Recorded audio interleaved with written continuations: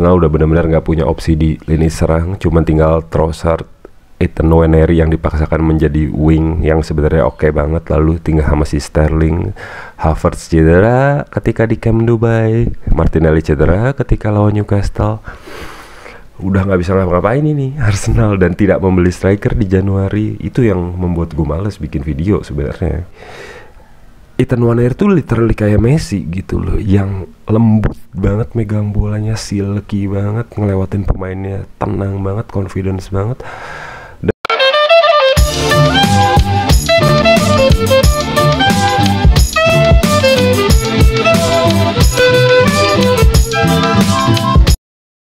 Guys, balik lagi di konten Only Gunners, and it's Arsenal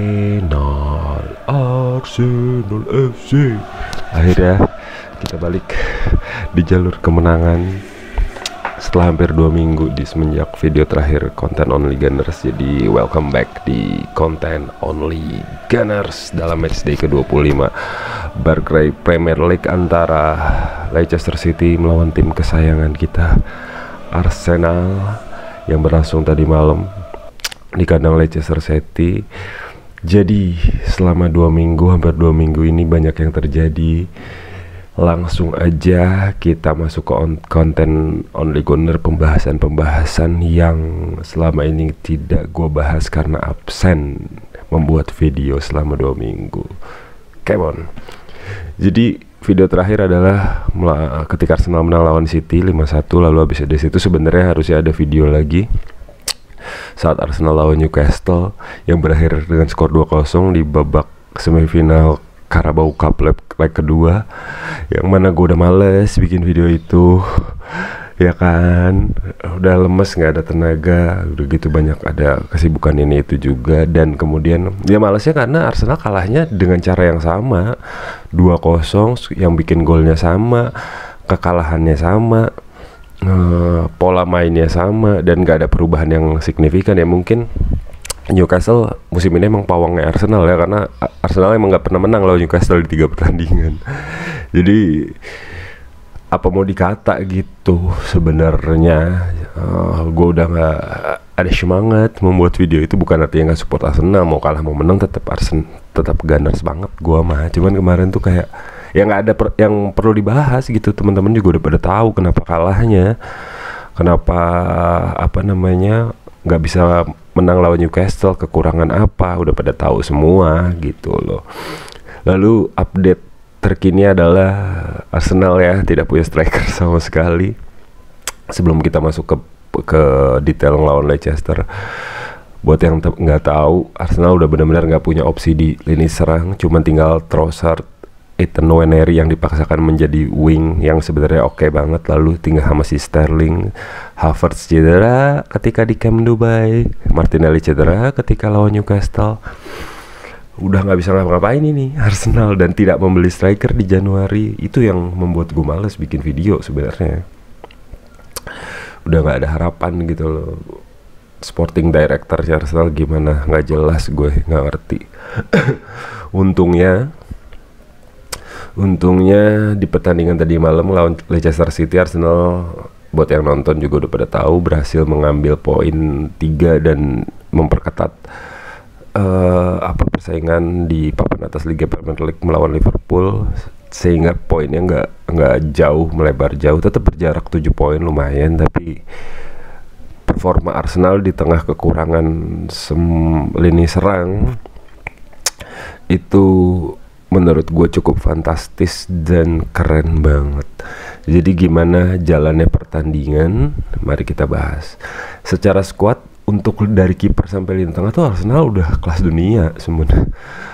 Kelas dunia parah gitu. David Raya, Saliba, Gabriel main tadi malam, Timber main, Lewis Kelly main. Di tengah trio terkuat Arsenal yang main, Odegaard, Thomas Partey sama Declan Rice. Di depan Trossard, Sterling, Nwaneri-nya sama Trossard oke. Si Sterling ini nggak berguna. Terus udah gitu tiga-tiganya bukan target man gitu, nggak ada.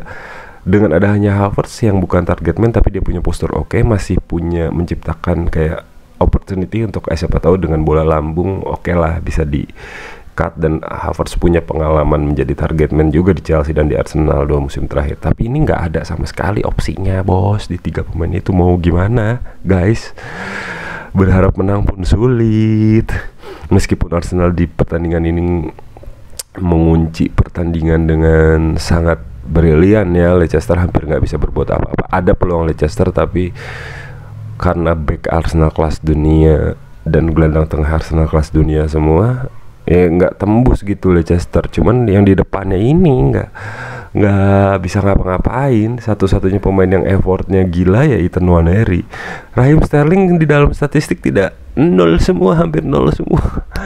Gue udah mendingan main di Liga India aja dah Sterling. Nggak jelas. Dan Arsenal kenapa mempertahankan itu?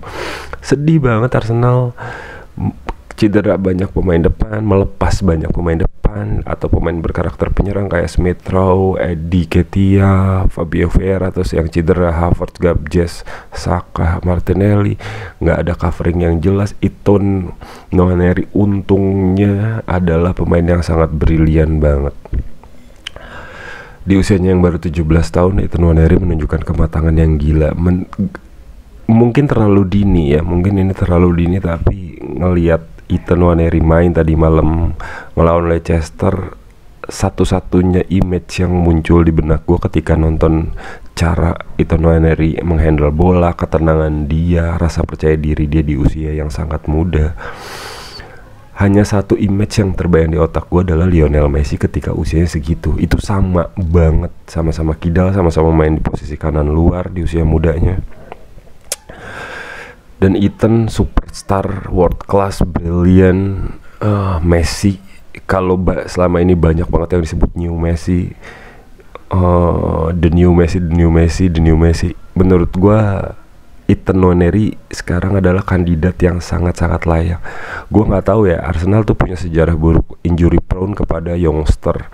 Mudah-mudahan Ethan bisa mengatasi itu, dan Ayat dibantu dengan staff Arsenal juga ya untuk mengurangi injury prone Arsenal. Dan di musim ini memang nggak cuman Arsenal doang yang kena badai cedera parah gitu. Banyak pemain kelas dunia yang lagi di perform tertingginya ternyata entah ACL, entah hamstring, terus kemudian harus surgery, harus operasi gitu loh. Kenapa? Karena padatnya jadwal itu, jumlah jadwal main yang banyak.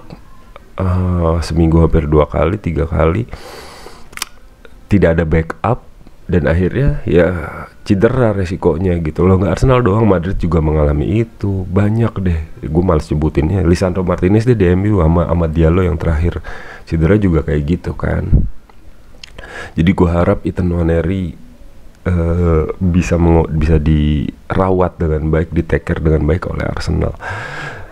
Untuk pertandingan sendiri, Arsenal memainkan satu penyuluhan atau jackpot card atau kartu as yang tidak terpikirkan oleh gue sama sekali, atau hampir semua Gunners mungkin tidak kepikiran ini gitu loh. Di tengah badainya cedera dan minimnya opsi penyerangan Arsenal, Mikel Arteta tiba-tiba memainkan Mikel Merino sebagai penyerang tengah. It's out of the box menurut gua, dan works di tengah kebuntuan Arsenal dalam menjebol gawang Leicester. Penguasaan bola yang udah bagus, penciptaan peluang yang udah bagus, tapi tidak klinis di depan. Mikel Merino mencetak gol bukan hanya 1 tapi 2 di pertandingan ini, yang membuat Arsenal akhirnya menang dengan skor 2-0. Oke, kita bahas sedikit ya. Sebenarnya ini strategi yang bukan hal baru sebenarnya. Dulu beberapa pemain juga pernah mengalami banyak perubahan dulu. Marwan Fellaini di Everton yang tadinya gelandang bertahan jadi striker, maksudnya yang signifikan ya. Terus Dion Dublin di Aston Villa, seingat gue dari striker pernah jadi back.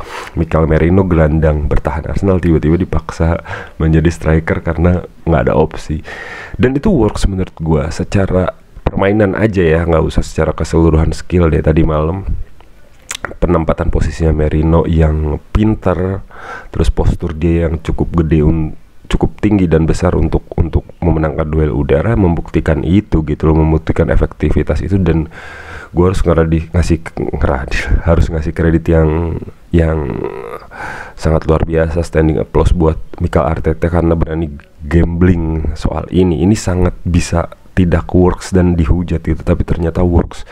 Dan ini harusnya menjadi pecutan buat manajemennya Arsenal, boardnya Arsenal untuk segera, ya udahlah, Januari udah lewat, lu nggak bisa beli striker juga sekarang, mungkin nggak tahu kenapa harganya kemahalan untuk di bursa transfer Januari segala macam bla bla bla bla. Tapi ya udah, kalau lu ngehemat di Januari sekarang, ini adalah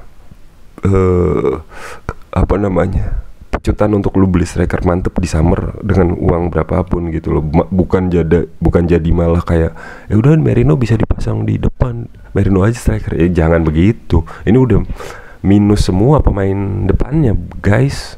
Nggak bisa diapa-apain lagi. Itu loh, gol pertama Merino adalah terjadi dari kreasi Ethan Nwaneri. Ethan Nwaneri di sepanjang pertandingan ini determinasinya gila sih, cutting off ke dalam. I don't know, dia beda tipe sama Bukayo Saka, meskipun sama-sama ngeri ya. Saka tuh lebih kayak slow, Bukayo Saka tuh speednya emang kencang, tapi ketika man to man ngelawan pemain tuh bukan tipe yang silky. Bukayo Saka tuh lebih ke kaku, lebih ke tajam gitu. Tapi Ethan Nwaneri tuh literally kayak Messi gitu loh, yang lembut banget megang bolanya, silky banget, ngelewatin pemainnya tenang banget, confidence banget. Dan ketika Arsenal mengurung itu, bola di Nwaneri crossing, disundul lah akhirnya sama si Mikel Merino. Itu pemecah kebuntuan banget di menit 80 itu terjadi gol pertamanya Arsenal. Dan ya kemenangan postur Merino membuktikan pilihan Arteta memainkan dia di posisi itu berguna gitu, pertimbangannya matang ya kan. Gol kedua lahir dari serangan balik Arsenal melalui Leandro Trossard. Itu udah 7-2, Trossard sama Merino maju ke depan, backnya Leicester sama gelandangnya pemainnya Leicester mundur semua. Tapi cara Merino positioning tanya, penguasaan bolanya mantap, defendingnya mantap. Lewis Kelly dan Nwaneri, dua pemain yang ibaratnya gratisan, seperti beli dengan harga mahal gitu, karena works banget di tengah situasi yang kritis gini. Tapi satu yang perlu dikoreksi sebenarnya adalah manajemennya Arsenal itu loh. Di musim panas nanti Arsenal benar-benar harus clearing out pemain-pemain yang udah nggak bakal bisa lagi dipakai atau tidak berfungsi dengan baik gitu loh, dan mempertahankan pemain-pemain yang memang kuncian. Thomas Partey itu harus diperpanjang. Pemain-pemain yang udah bakal kalah saing tuh seperti ya udahlah, Zinchenko, Tierney yang gue suka juga sebenarnya, Jorginho suka juga gue, tapi nggak dapat kesempatan main juga akhirnya. Ya udah buang gitu. Sterling udah buang, Neto nggak pernah dimainin juga buang gitu loh.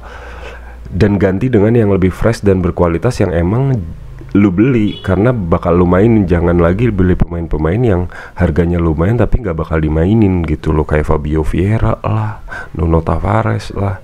Nggak perlu lagi numpuk pemain di posisi yang sama hanya karena scoutingnya bilang itu gitu loh. Direktur teknisnya harus jauh lebih jeli dari Edu. Dan supaya apa? Karena neraca keuangan Arsenal memang secara pemasukan dan pembelian Arsenal tim yang oke gitu, berani jor-joran beli Declan 100 juta segala macam.